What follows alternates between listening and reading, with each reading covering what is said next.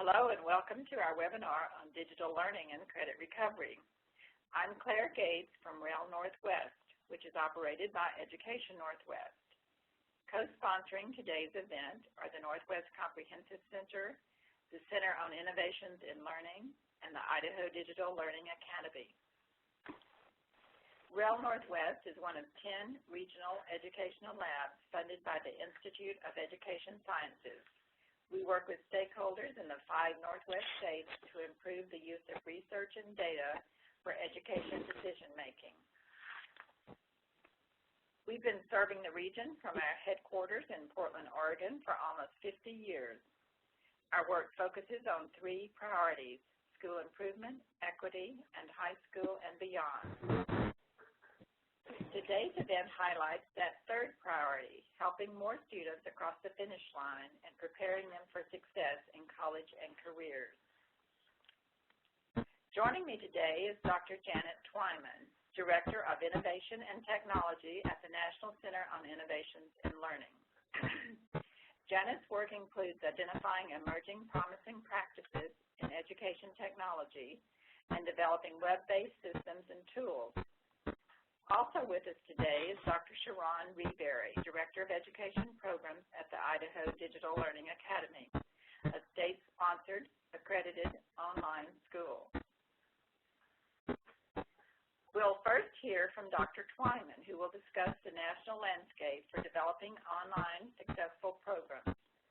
Then Dr. Reberry will highlight some specific features of Idaho's model for online instruction, particularly for credit recovery. If you have questions for our presenters, please send them to us via the chat feature, and we will address as many as possible at the end of the event. We will post a recording of the webinar and other resources on our website, relnorthwest.org.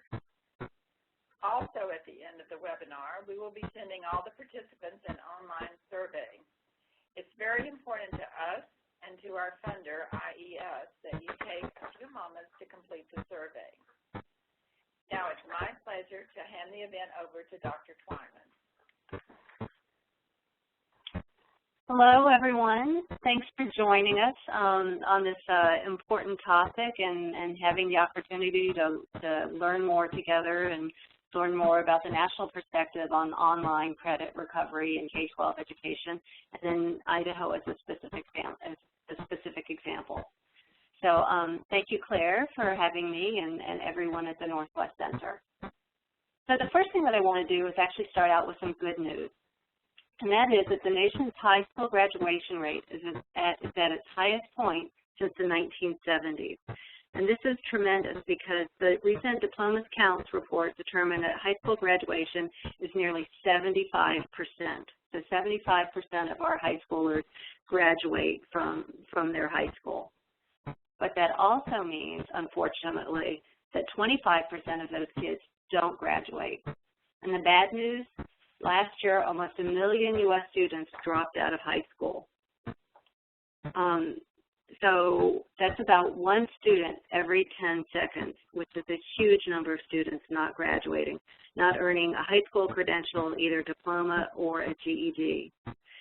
That actually also is equivalent to about 5,000 students a day. So just to give the idea of the scale of the issue, 1.8 million young adults have left school in the last 2 years without a high school diploma. Of those 1.8 million young adults that left school without a diploma, 1.2 million, or 66% of them, aren't working. And statistics and studies have shown that high school dropouts will commit about 75% of U.S. crimes. So basically, it's estimated that there are about 20 million kids between the ages of 16 and 21 who are enrolled in some form of school, and 1.8 million of those same kids in that same age bracket did not earn a diploma and are unemployed. Studies have shown that people without diplomas constitute over 50% of our prison population, and that just a 1% increase in high school graduation rate would save about $1.4 billion in incarceration costs. But of course, it's not just the cost to society, in terms of prison and crime rates that's problematic. It's also the cost of the individual that doesn't graduate or that doesn't complete their high school diploma. So high school graduates earn about $10,000 less per year than those that don't finish high school. Well, a high school dropout will earn about $200,000 less than a high school graduate over his and her lifetime. So it has ramification effects on the individual financially as well as the nation. So let's look at how the nation is actually doing with regard to graduation rates. So the next slide that I'm going to show you is actually a little video from Education Week that shows the change in graduation trends over the last 10 years. And so we'll just pause for a second and let this video play out, starting from 1999. So you can look at the states that you're interested in, and the darker blues are better, the browns are worse. And you can see overall the national average changing over time, gradually increasing.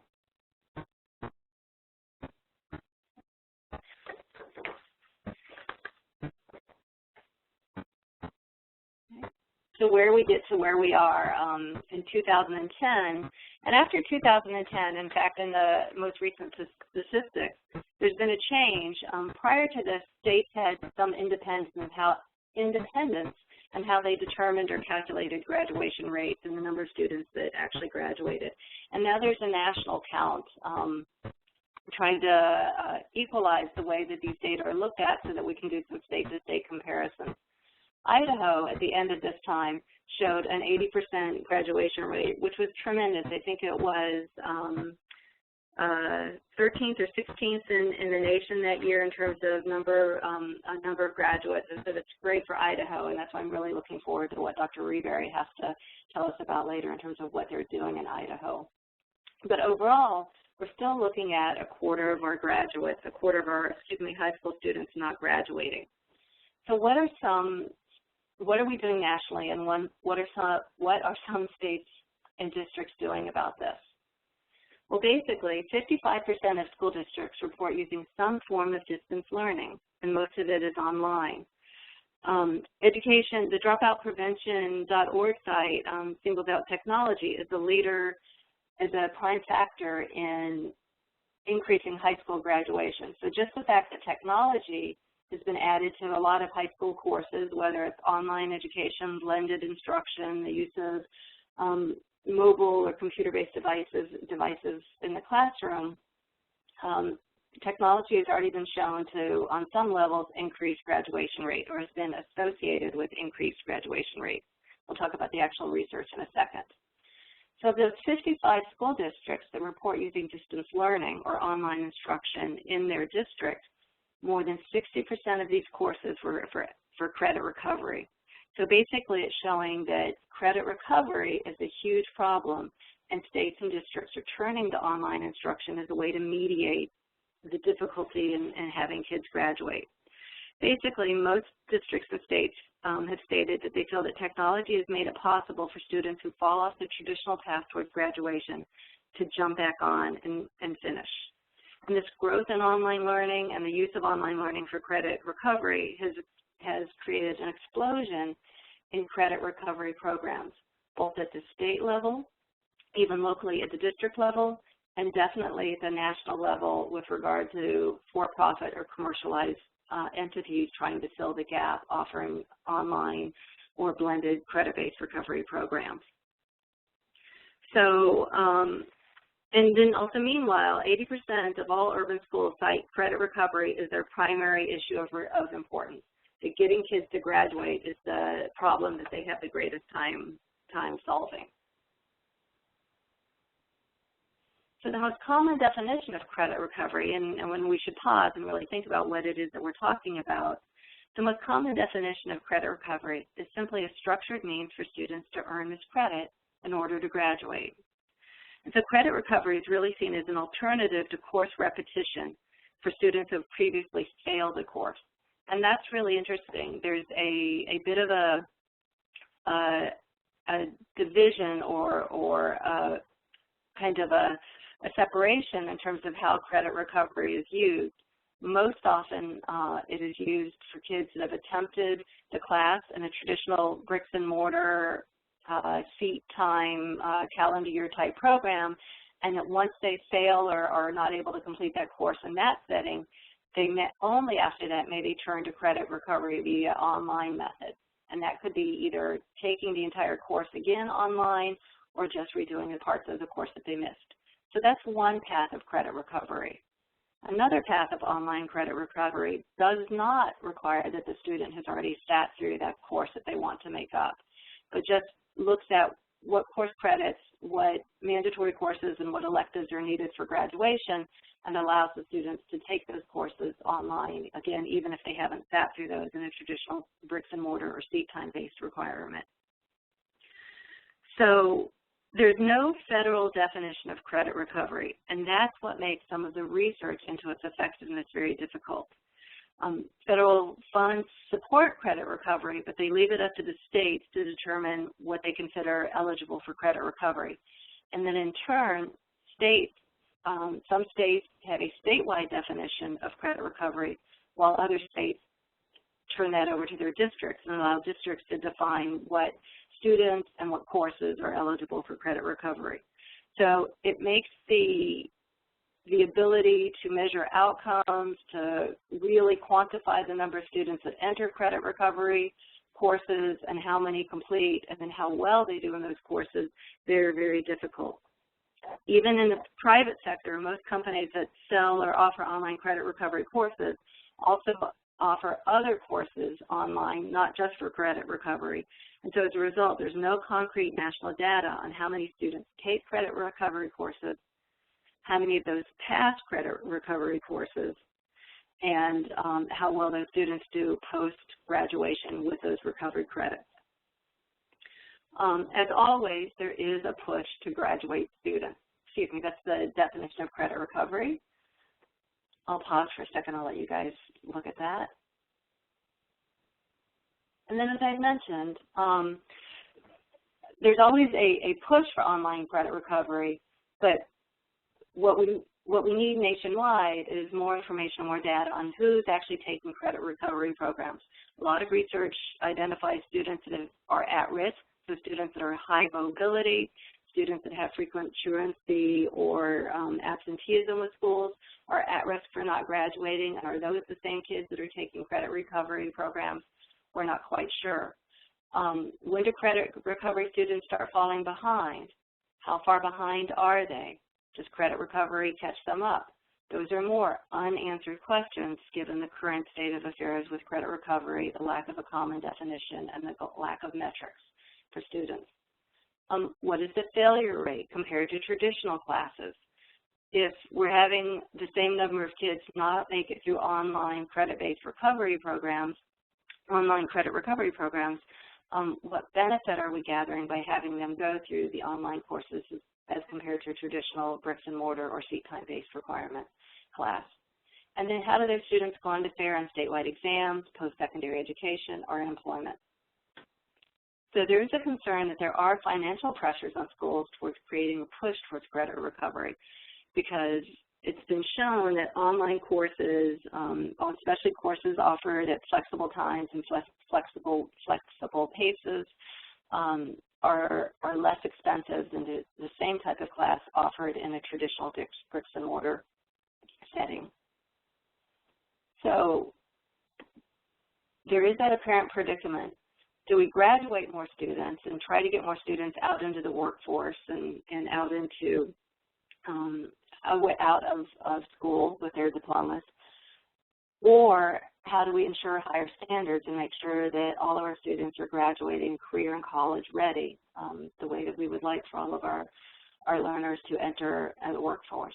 And that's an apparent predicament because we would like to believe that we can ensure higher standards and graduate more students at the same time. And so what that requires then is a focus on the quality of the online courses and blended courses offered for credit recovery.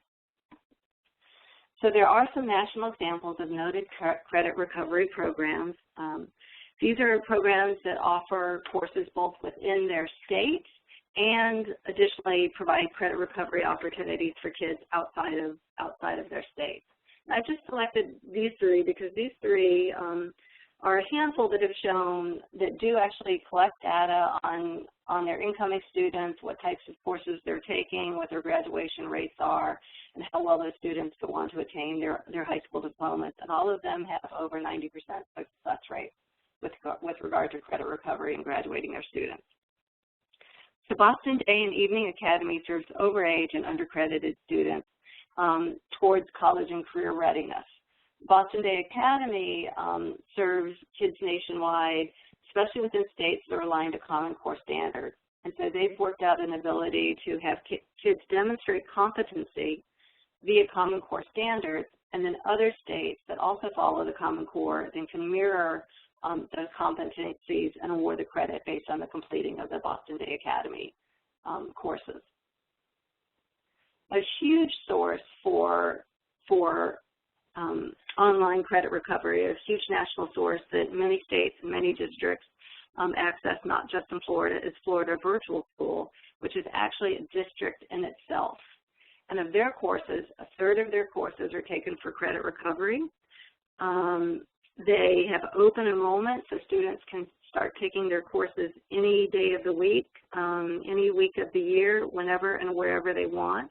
And they basically follow the course until they demonstrate the competencies. So they can take anywhere from 4 to 6 weeks to complete a course for credit, all the way up to an entire semester, if that is. They offer over 120 high school level courses, from basic academic foundational courses all the way to advanced placement courses. And so they really try to offer quality programs across the continuum of need for students. It's free to Florida students, and then students who live outside of Florida, their states contract with a virtual school to determine what courses, often sometimes at private pay, sometimes at school district fees to complete the course. And then another national example that has really high success rates, and I think that Sharon has mentioned that this is something that they take advantage of in Idaho as well, and that's the Georgia Department of Ed Credit Recovery Program. And it allows students who have completed seat time and calendar requirements. So it's only open to kids that have already demonstrated the seat time requirement, or basically the Carnegie unit for taking the course, and then just need to demonstrate that they've met the standards or met the competencies or met the assessment criteria of that course. Again, those are completed on a flexible schedule, and it's interesting because those are not necessarily facilitated by a teacher. So all of those programs, I've mentioned those three having a high success rate, but successful online credit recovery programs, even though the data are scarce, there's still some data on what makes a good online course and what helps students taking online or blended courses. And those 4 features are predominant with regard to effective online instruction and should carry over to credit recovery. And that's making sure the courses are motivating, that they support individualization and self-pacing, that there's a blended component, and that there's some flexibility with regard to how the course is offered or when it's taken. And so with regard to motivation, at-risk students, and again, there's a correlation between at-risk students and students who are in need of credit recovery. So at-risk students especially need genuine validation and meaningful social interaction to increase motivation. So the research has shown time and time again that you need meaningful social interaction in order to participate fully in a course, to gain the benefits that that course may offer. And so blended courses have been shown to probably be the most promising or have the most promising data with regard to student outcomes. And blended courses have both some online component, but also some face-to-face contact or some type of support mechanism outside of just the online instruction that supports the student through the process. With regard to motivation and flexibility, just the flexible and self-paced nature of online courses have been shown to have has been shown to make them more motivating to students and more engaging and increase participation and course completion over time. The flexible nature of online courses allow students that are have high mobility or that want to earn additional credits in work settings or mentorship or other types of non-traditional school settings. The flexible nature of online courses can support those alternative methods for credit recovery. Community service can be used in that flexible nature. And then most importantly, all good instruction really should be individualized and should adapt to or be self-paced to the needs of the learner.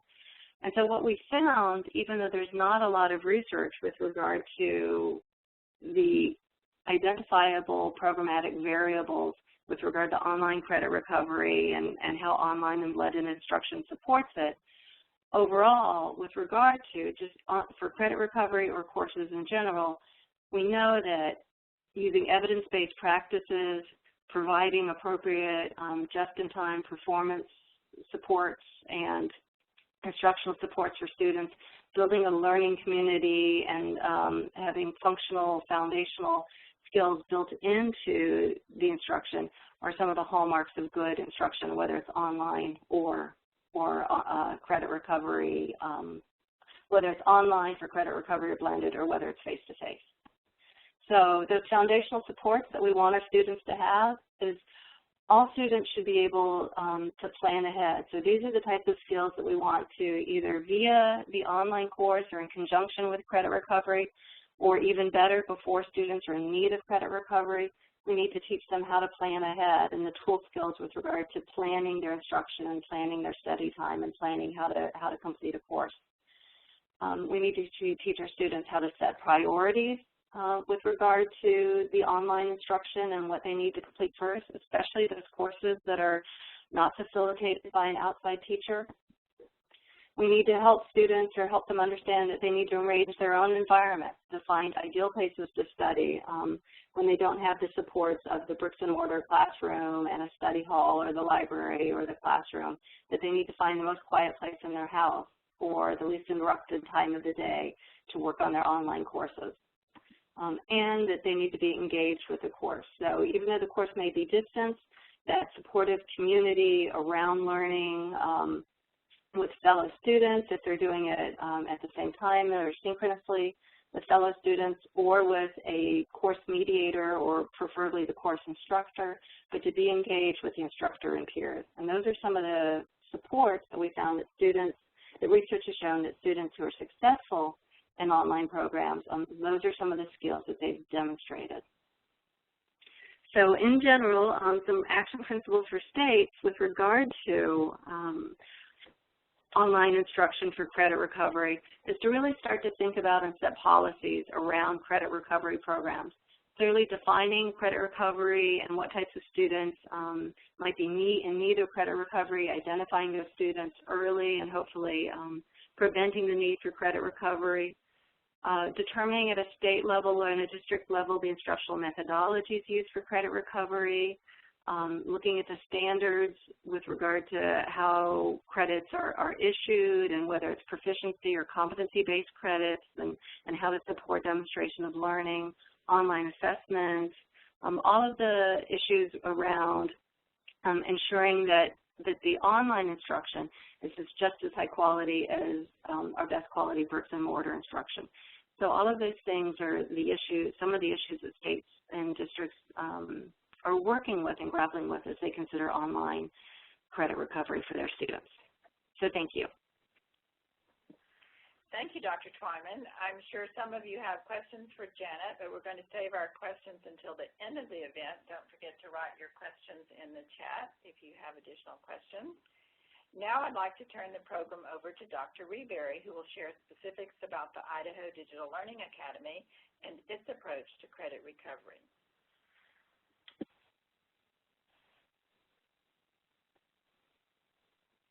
Such great information to share. Today, our goals are to give you a highlight of our online programs here at IDLA. We want to be able to share with you the National Challenge of Credit Recovery to discuss the distinction we have made between credit recovery and learning recovery, and we hope to share with you some of our programmatic strategies for implementing policies, procedures, and best practices for working to support both credit recovery and learning recovery efforts. IDLA, or Idaho Digital Learning, is a supplementary high school program in the state of Idaho. We are actually written into state code as the online virtual school to supplement all schools throughout the state. We work with districts throughout the state and provide online secondary courses taught by highly qualified teachers.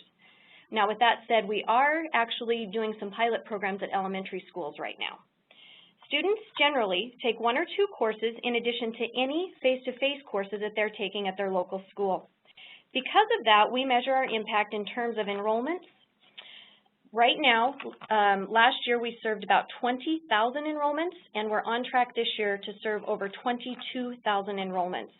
We do hire Idaho certified teachers as the instructors in our courses. Our teachers are highly engaged, communicating both synchronously and asynchronously with students multiple times per week. Our teachers do play a vital role in framing instruction, supporting content and skills acquisition, as well as providing feedback to students. We pride ourselves in our ability to break down the barriers of access, quality, and equity in our diverse and highly rural state by working in nearly every high school to offer close to 300 courses, including advanced placement, dual credit, and elective offerings that may not exist in our rural schools. Our courses exist in both cohort and flexible pacing formats. Both models were created to support all students, including at-risk and credit recovery students. As part of our philosophy from our beginning and model of instruction, our internal staff works to reflect upon our current practices and policies to determine their impact on various student populations. We measure both quantitative and qualitative data to make decisions about movement forward of our programs or our programmatic revisions. Over the past year, we have worked very hard to evaluate our model of course delivery and that impact on students who are considered credit recovery.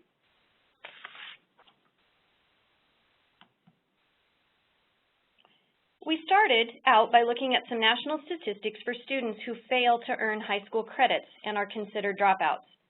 We wanted to focus our attention on the vulnerable population of students known as credit recovery, many of whom are at risk for dropping out. In preparing our research, we found this information to help guide our beliefs and the critical reasons as to why we need to focus on these students. We felt it our responsibility Oops, I went a little too fast there. We felt it our responsibility as a leader in the state to refine our programs to better support students. The statistics on this slide paint a grim picture for students who do not earn high school credits. We also heard that from Dr. Twyman. In particular, we were reminded about the trend that dropouts earn less than high school graduates, but even just high school graduates earn in the poverty range. As a result, we decided to implement solutions for credit recovery students that would provide a foundation for college readiness as well as career readiness. We felt it was our responsibility as a leader in the state to refine our programs to better support all students. Therefore, we completed our research and analysis. We sought to answer the essential question of, in what ways can we improve our courses to better support credit recovery students? We gathered survey data from students, teachers, and other online schools, such as Georgia Virtual. We also looked at research in a variety of contexts. Essentially, we do understand exactly what Dr. Twyman discussed with the apparent predicament. We do want both higher standards and to graduate more students. Before we knew how to improve, we wanted to understand our baseline data. We reviewed our current policies and procedures to examine the supports that were in place for credit recovery. Through our investigations, we learned that while we had supports that might benefit at-risk or credit recovery students, most of those supports were targeting the entire student population. So here is a list of those supports that we identified. I do want to note for you that at IDLA, we do have a teaching rubric in place that provides expectations for our teachers. And each of our courses also has an online principal in the course as well to help provide transparency and oversight in the course. The principals do walkthroughs in each course approximately every 2 weeks, so our online teachers are getting feedback on their courses about every 10 to 14 days. Our teaching rubric requires teachers to make a minimum of 3 contacts per week with students. Additionally, if a student earns less than a 70% on 2 consecutive progress reports, the teacher then needs to call the student, the parent, and the local site coordinator at the high school or middle school. The teaching rubric also allows students to turn in late work. Students can submit late work for between 150% of the original assignment based on the discretion of the teacher. We also encourage teachers to allow students to redo their work so that students are able to fill their learning gaps. We also offer Idaho Live, which is an academic help center or tutor center staffed with state-certified teachers to assist students with their questions in their courses. Students log into this platform and receive real-time responses to their questions while doing their assignments. We also focus on course design. Both the cohort and flex courses are designed to support all students. Our content team has worked to diversify assignments so as to engage students in their learning process. Courses are designed with intentional scaffolding. There are a variety of assignments including quizzes, note catchers, writing assignments, reading assignments, and real-world problem solving. With all our courses, the students work through additional practice by way of interactivities to reinforce new learning. Specifically, our flex courses allow students to test out of material they may already know. In addition to this, students have flexible pacing throughout their course material. In our cohort courses, students are encouraged to complete all requirements and move through content on a pacing schedule. The most targeted item toward credit recovery or at-risk students is our professional development courses that are geared toward instructing teachers on how to work with students in a master-based setting. Teachers learn various teaching and communication techniques for working with students who are struggling to succeed. After reviewing our baseline information, we decided to administer 2 different surveys. One survey went out to teachers, both fully online and face-to-face teachers, that was within our organization and in other online virtual schools. We wanted to hear from all teachers who work with credit recovery students. The results suggested the following: ability for students to pre-test out of assignments, allow students to revise or redo assignments, look at the number of assignments, curriculum, and rigor should not be altered. Students need to log into class every day, follow a pacing guide, and then review feedback on their assignments. Students also must have local support. Students don't need to have assignments that require interaction with other students, and self-motivation is viewed by teachers as the #1 reason why students struggle in a credit recovery online course.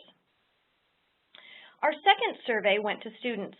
Like the teacher survey, responses included students in fully online programs or face-to-face classes. We again wanted to hear from all walks of students. Students indicated that their failure was from not doing the work, having too many assignments, technology issues, or not understanding the course material. Students also suggested the following items for course design: the ability to test out of assignments, they wanted to redo assignments, and they also felt no need for assignments that require interaction with teachers, which would be things like teacher phone calls or discussion boards. Students also indicated that they are more likely to use the Academic Help Center during school time, and they did not directly link their success to teacher communication. But they did feel like communication should be teacher-initiated. As part of our investigation, we looked at a variety of online programs to see how they focused on supporting students, asking them to identify data like pass rate for credit recovery students, teacher training, and instructional design. We found a variety of programs. Some included heavy teacher involvement, others included no teacher involvement. Some programs, teachers developed their own curriculum, and others purchased curriculum. Some programs included a local support person, and others included no local support for students. Some programs focused only on credit recovery, while others focused only on learning recovery. Through reviewing these programs, we were able to identify changes to our existing programs and policies to our credit recovery support. We are working toward a model of credit and learning recovery. We realize our work has just begun, but we are hopeful with our research and program iterations. We consulted several different documents and research studies to identify best practices for working with at-risk and credit recovery students. We understand that flexible enrollments in and out of online courses was important for student momentum and engagement. However, there was also the need to provide structure for students. Some students needed organized pacing and structure for successful completion of course content. Local support people are imperative to student success as well as the online teacher. It seems as if the relationships between students and support people were a piece of the successful completion of any course. Student activity in the learning management system is also important to monitor.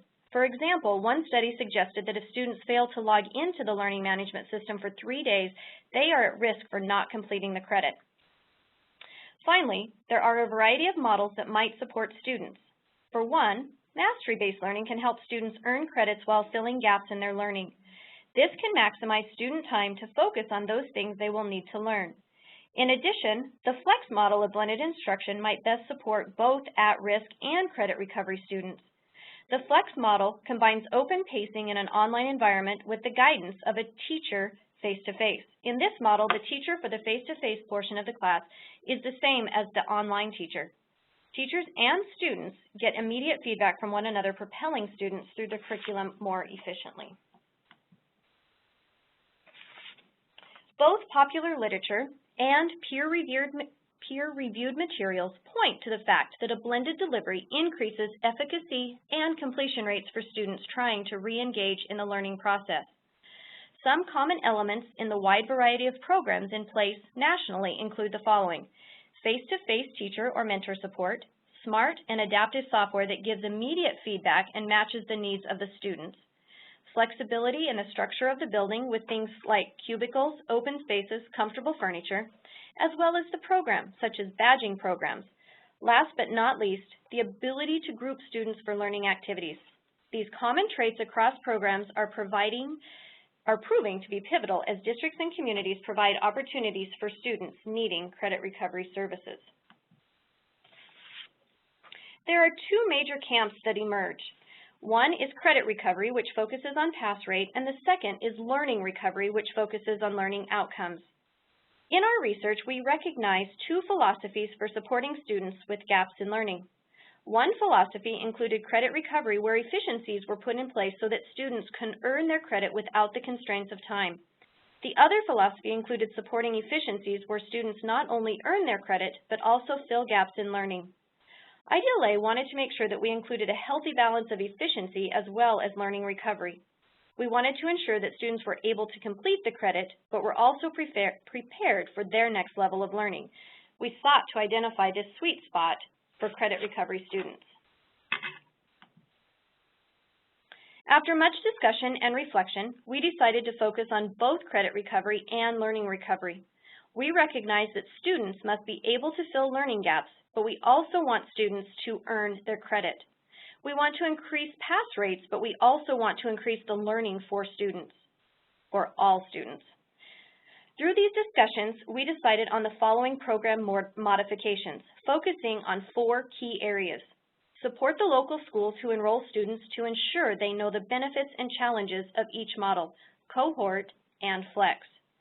We also revamped our pre-test and our flex courses so that the pre-test functioned more reliably, giving better information on content that students might know or might not know.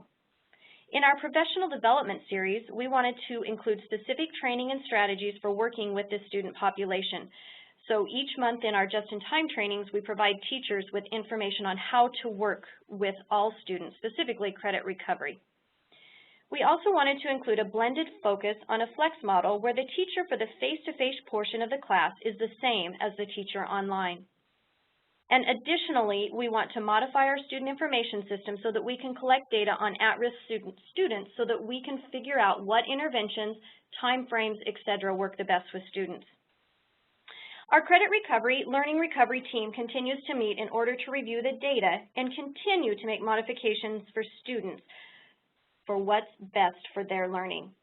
So thank you for participating today, and I look forward to seeing your questions. Thank you, Sharon. So now we're going to turn to those questions for the two presenters, and to get us started, we're going to look at the questions that you sent us ahead of time when you registered. If we don't have time to get to all the questions today, we will post questions and answers on our website. So the first one, I think, may go to Janet because it seems as if it has a national trend. From a university director in New York, the question is, has anyone followed the trajectory of students who have recovered credits online to see how they compare with other students in traditional credit recovery programs in terms of college readiness, attendance, college performance, and completion? So that's, I think that's like the million-dollar question. What do the data say? And as I mentioned during the presentation, unfortunately, because there's little federal oversight and there's no real common definition of the numbers, it's hard to really say how many students are in credit recovery and how well they do. Fortunately or unfortunately, I don't know why I actually started that sentence with unfortunately, but what I was going to say is probably most of the outcome data that is accessible comes from the private corporations, mostly for-profit corporations that are offering online credit recovery. And I think the unfortunately comes from the fact that they're reporting their own numbers, so there's no independent verification of those numbers.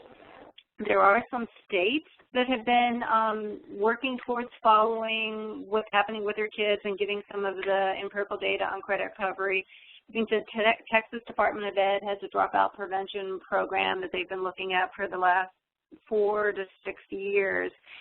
And basically, of the about 4,000 kids that have gone through their credit recovery program, about 33% of them have actually earned enough credit to go on to graduate.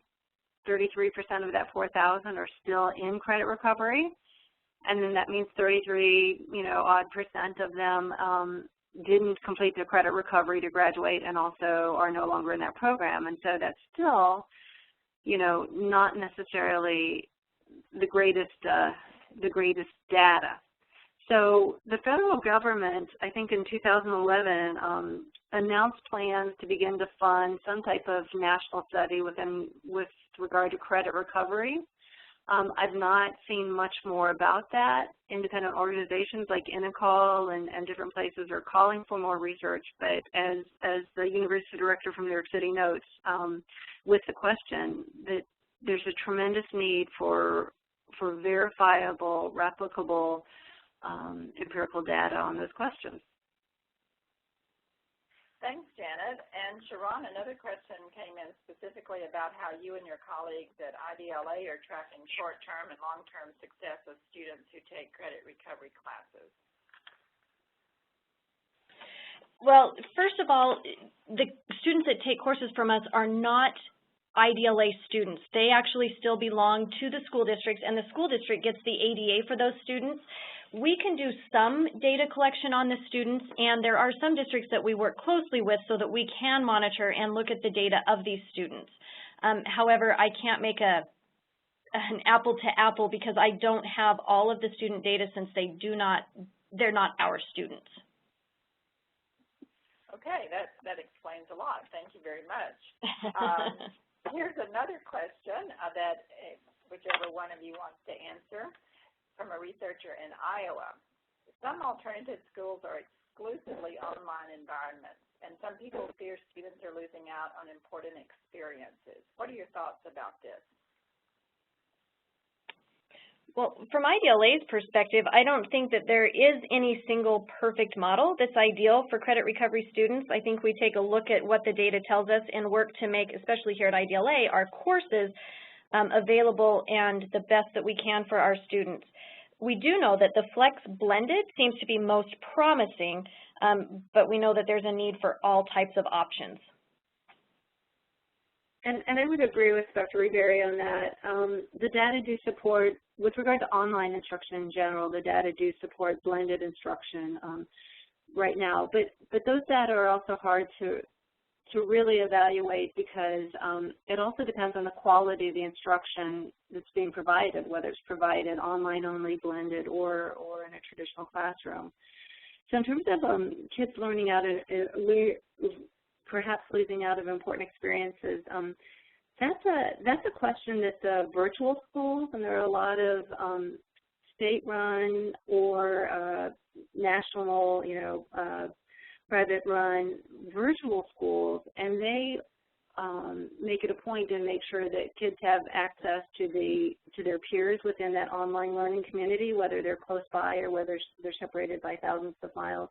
But they also spend a lot of time encouraging their virtual students to participate in other types of activities, to just make sure that they don't miss out on a lot of what we would probably consider some of the socialized aspects of schooling. Thanks.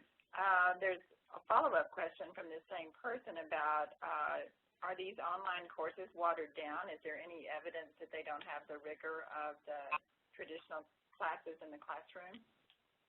Well, I can speak for IDLA, and I can honestly 100% tell you that our courses and our content is not watered down. We hold our credit recovery courses and students to the same high rigor standards aligned to Common Core that we do in our dual credit and advanced placement courses.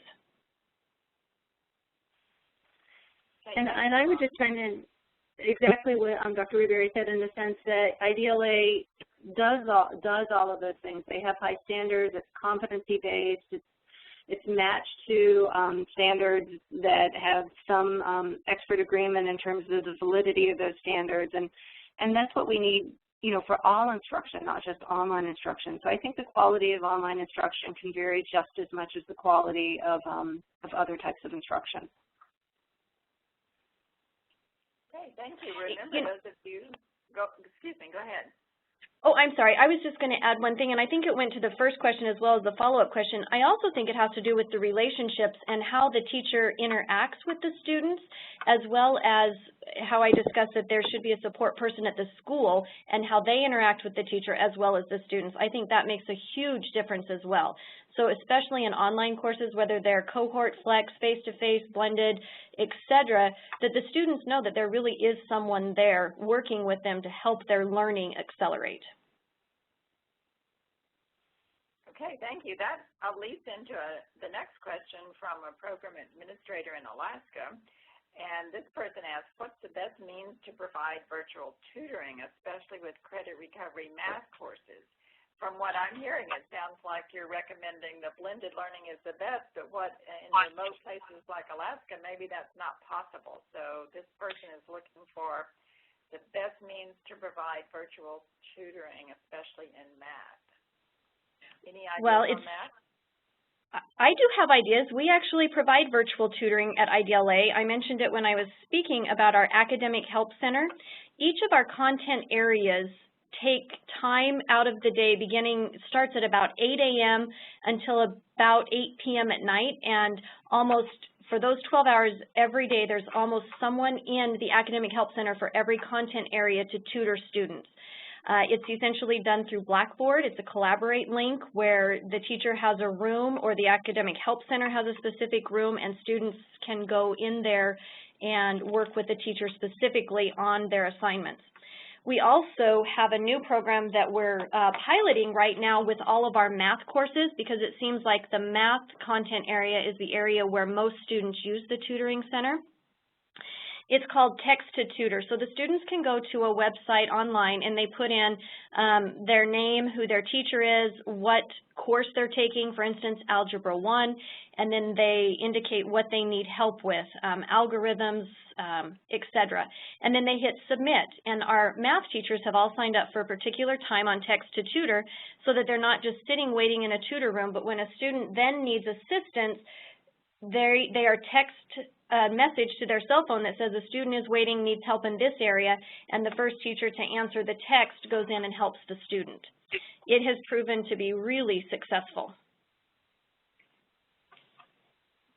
Thanks. I hope that answer will help this person in Alaska who's looking for some answers to some of the questions.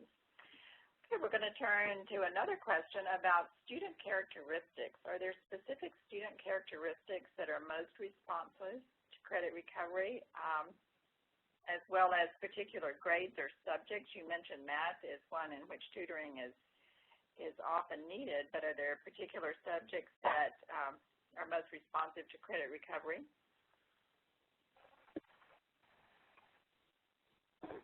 So I can jump, this is Janet, and I can jump in a little bit about student characteristics that are most responsible to credit recovery. You know, kids probably find themselves in the need of credit recovery because they don't often have a lot of good study skills, a lot of good problem-solving, critical thinking skills in order to tackle the material. And also there may be an additional motivational deficit or difficulty because not seeing the value of the course or necessarily the value of graduating. So with regard to student characteristics that are most responsive to credit recovery, I think that I would go back to the list of some of those foundational study skills that kids need in order to progress through their course, whether it's online or whether it's a regular course. So the ability to set priorities, have identified goals, and so I would build my online course, and especially if I was doing tutoring, around not just the subject matter, but teaching some of those foundational skills at the same time so that kids could do that, so that students would be successful with that.